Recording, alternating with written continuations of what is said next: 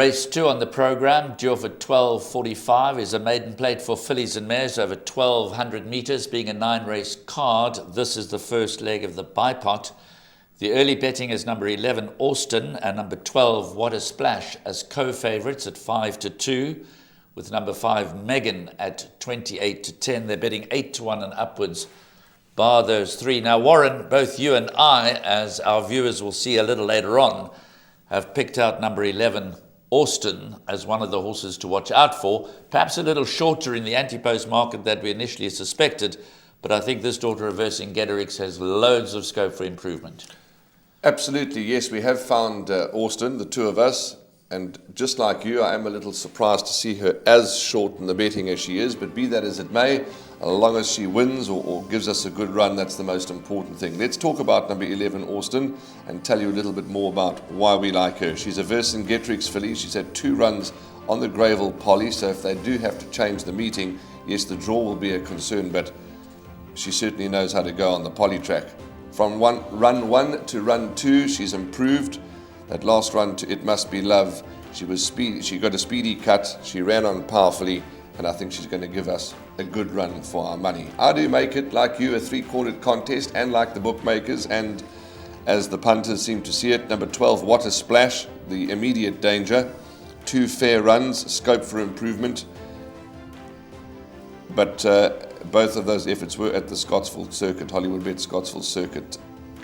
The other runner, Megan, Yogus Govender's horse, very good run last time, ran second to Princess Anastasia, huge improvement, but Graham, that was at long odds. Of the 3 horses, the point I'm making there with Megan is that she's going to have to confirm that recent improvement, and I think she can, because Yogus has his horses in a good space. For me, I think it's a 3-quartered contest. If you want to go even lighter, 11 Austin and 12 What a Splash. Well, strictly on their last run, number 5, Megan, comfortably holds number 12, What a Splash. They both ran behind Princess Anastasia. Megan ran second. What a Splash ran fourth. Now, interesting runner, Megan, because she's been tried over a variety of distances.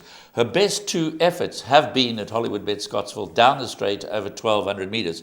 She is the half-sister to Eden Rock, who was a Grade 1 winner over that course and distance. So perhaps after experimenting over a variety of distances with number 5, Megan, Yogus Govender has come to the conclusion that, in fact, her best track and trip could be the Hollywood Bet Scottsville over 1,200 metres. But those 3, Megan, Austin, and What a Splash, do stand out on form. But I do want to give the first-timer, number 4, Namakwa Dove, a mention. She's, in fact, the 4th favourite at 8-1. They've opened her up at 8-1, Healthy Respect.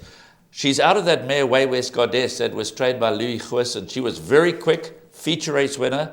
She won 5 or 6 races, or thereabouts.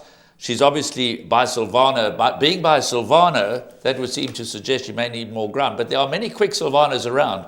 And being out of the very good Way West Goddess, she could have quality and she could have speed.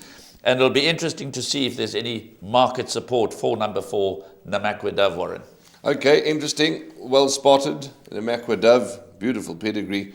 Let's keep an eye on the betting there as well. But for us, let's see how Omba 11 Austin goes. Graham and I quite fancy her chances for the Aventura Estate. They own her.